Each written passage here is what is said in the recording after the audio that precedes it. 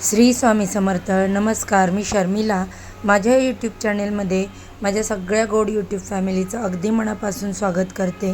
आजचा दिवस तुम्हाला खूप छान जावो, तसेच स्वामी महाराज तुमच्या मनातील सगळ्या इच्छा पूर्ण करो हीच महाराजांच्या चरणी प्रार्थना करते आणि आपल्या नवीन व्हिडिओला सुरुवात करते.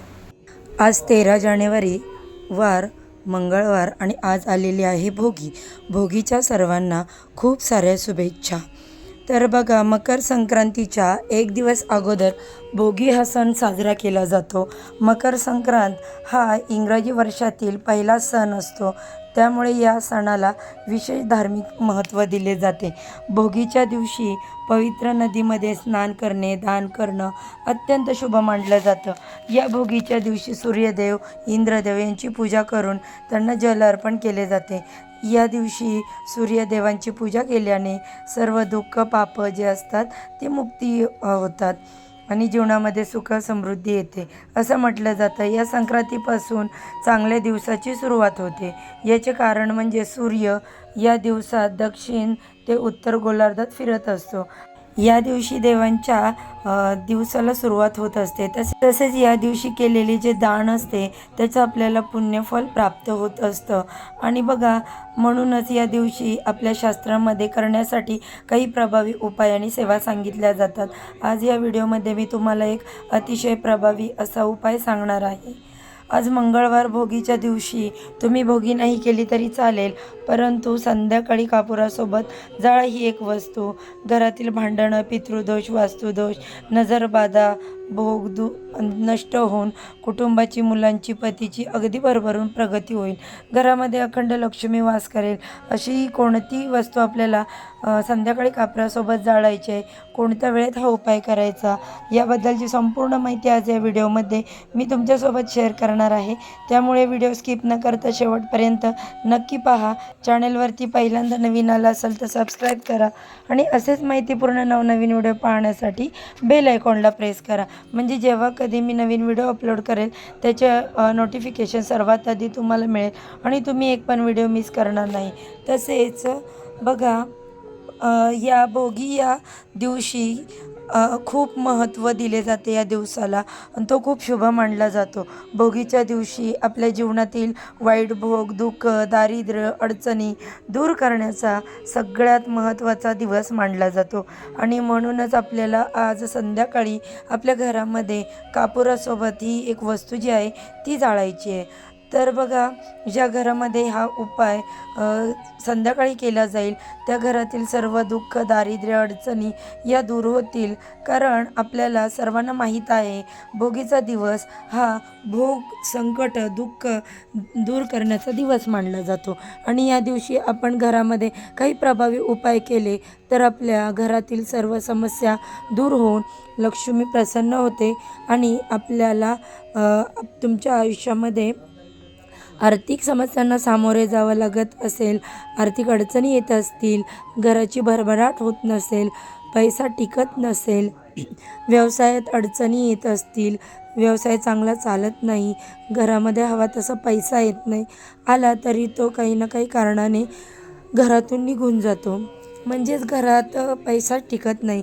जिथे तुम्ही 5 रुपये कमवता तिथे तुम्हाला 100 रुपये खर्च करण्याची वेळ येते आणि या सर्व कारणामुळे समजते माता लक्ष्मी आपल्या घरात स्थिर नाही. घरामध्ये लक्ष्मी टिकणे म्हणजे पैसाच नाही तर बघा, सुख, शांती, त्याच्यानंतर आनंद हे देखील तितकंच महत्त्वाचं आहे. आणि जर घरात सतत वादविवाद, क्लेश, भांडणं होत असतील, आपल्या घरामध्ये नक्कीच दोष आहेत. मग हा दोष पितृदोष असू शकतो, वास्तुदोष असू शकतो, किंवा मग आपल्या घराला कोणाची नजरबाधा झालेली असेल किंवा आपल्या स्वतःच्या वाईट कर्माचे भोग आपण भोगत असू शकतो. म्हणून आज या भोगीच्या दिवशी आपल्याला ही एक वस्तू आज जाळायची आहे. यावर नक्कीच आपल्या घरातील सर्व अडचणी, समस्या दूर होऊन आपल्या कुटुंबाची, मुलांची, पतीची भरभरून अशी प्रगती होईल. तसेच घरात लहान मुलं असतील, चिडचिडपणा करत असतील, ऐकत नसतील, मोठी मुलं देखील असतील तर ती आपलं ऐकत नसतील, किंवा बघा भरपूर शिकलेली मुलं असतील त्यांना मनासारखी नोकरी प्राप्त होत नाही किंवा लग्नाच्या वयाची मुलं-मुली आहेत त्यांचा विवाह योग जुळून येत नसेल, तर या सर्व समस्या दूर होण्यासाठी हा उपाय तुम्हाला आज संध्याकाळी भोगीच्या दिवशी करायचा आहे. हा उपाय तुम्ही भोगीला संध्याकाळी तुमच्या घरात केला तर तुमच्या घरातील सर्व समस्या 100% दूर होतील. सूर्यदेव, माता लक्ष्मी, इंद्रदेव यांचा आशीर्वाद तुम्हाला प्राप्त होईल. आता हा उपाय आपल्याला संध्याकाळी करायचा आहे. संध्याकाळी तुम्ही 6 वाजल्यापासून रात्री 9:30-10 वाजेपर्यंत करण्याचा जास्तीत जास्त प्रयत्न करा. कारण बघा, या वेळेला आपल्या घरामध्ये लक्ष्मी येत असते आणि जर आपण या वेळेला हा उपाय केला तर आपल्या घराकडे लक्ष्मी आकर्षित होत असते.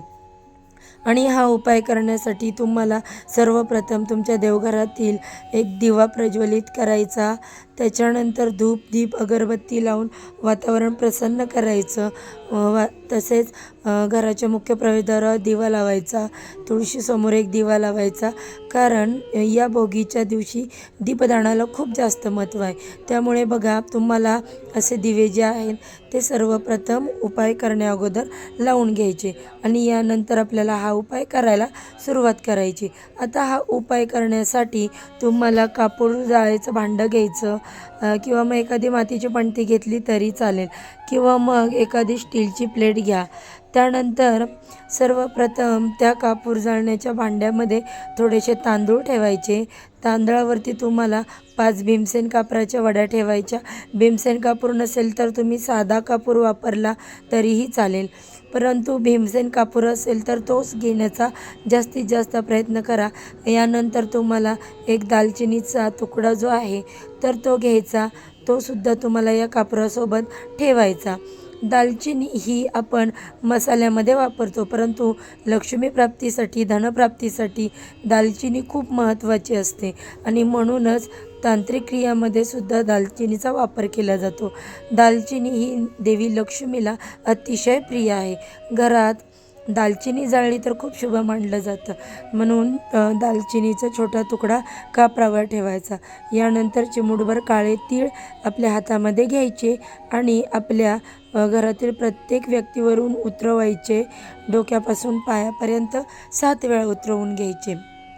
उतरवत असताना वाईट भोग, कर्म, दुःख दूर होऊ दे, सुखाचे दिवस येऊ द्या, असं तुम्हाला म्हणत हे तीळ जे आहेत ते सर्व व्यक्तींवरून उतरवून घ्यायचे. प्रत्येक व्यक्तीसाठी तुम्हाला वेगवेगळे तीळ घ्यायची गरज नाही. एकच चिमूट तीळ तुम्ही घेऊ शकता आणि सर्वांवरून ते उतरवून घेऊ शकता. खास करून लहान मुलांवरून आणि आजारी व्यक्तींवरून तुम्हाला ते उतरवायचे आहेत. यानंतर मुख्य प्रवेशद्वारावरून सुद्धा हे तीळ उतरवायचे आणि यानंतर तुम्हाला त्या कापुरावर टाकायचे. यासोबतच तुम्हाला 2 अखंड फुलांच्या लवंगा ज्या आहेत तर त्या ठेवायच्या आणि यानंतर तुम्ही हा कापूर आपल्या देवघरासमोर ठेवून प्रज्वलित करायचा. कापूर प्रज्वलित केल्यानंतर तुम्हाला श्री स्वामी समर्थ या मंत्राचा जप करायचा किंवा मग ओम नमो भगवते वासुदेवाय नमः या मंत्राचा जप तुम्हाला करायचा. तर बघा, काही वेळाने हे भांडं तुम्हाला देवघरातून उचलायचं, पूर्ण घरामध्ये त्याचा धूर फिरवायचा. त्यानंतर मुख्य दरवाज्यावरती घेऊन जायचं. त्या दरवाजाच्या उंबरट्यावरती तुम्हाला हे भांडं मधोमध ठेवून द्यायचं किंवा उंबरट्याच्या बाहेर साईडला तुम्ही ठेवलं तरी चालेल, परंतु शक्य असेल तर उंबरटा जो असतो तर त्या उंबरट्यावरतीच मधोमध तुम्हाला हे भांडं ठेवून द्यायचं. जोपर्यंत हा कापूर जळत आहे तर तुम्हाला तोपर्यंत तिथंच भांडं ठेवायचं आणि सांगितल्याप्रमाणे याच मंत्राचा तुम्हाला जप करायचा. आता हे भांडं शांत झाल्यानंतर तुम्हाला काय करायचं आहे, त्यानंतर दालचिनीची आणि लवंगांची जी राख तयार झालेली असते तर ती तुम्हाला घरातील प्रत्येक व्यक्तींच्या कपाळावर लावायची. लहान मुलं असतील तर डोक्यावरती मधोमध जिथे आपण म्हणतो ना की काय टाळू बोलतो, तर त्या टाळूला ती लावायची आहे. स्त्रियांनी आपल्या जोडव्याला ही राख लावायची आणि थोडीशी राख उंबरठ्यावरती तुम्हाला चोळायची आणि यानंतर तुम्ही या वस्तू निर्माल्यामध्ये टाकून देऊ शकता किंवा मग एखादं मोठं झाड असेल तर त्या झाडाच्या खोडापाशी तुम्ही ठेवू शकता. तर अशा पद्धतीने तुम्हाला हा एक उपाय जो आहे तो आज संध्याकाळी भोगीच्या दिवशी आवर्जून करायचा आहे. तर यामुळे घरातील सगळं पितृदोष, वास्तुदोष, भांडणे, नजरबाधा, भोग संपतील. घराची, मुलांची, पतीची, कुटुंबाची सगळ्या भरभरून अशी प्रगती होईल. तर ही अत्यंत महत्त्वपूर्ण माहिती मला तुमच्यापर्यंत पोहोचवायची होती. जर व्हिडिओमध्ये सांगितलेली माहिती तुम्हाला आवडली असेल तर व्हिडिओला लाईक करा, चॅनेलला सबस्क्राईब करा आणि असेच नवनवीन माहितीपूर्ण व्हिडिओ पाहण्यासाठी बेल आयकॉनला प्रेस करा.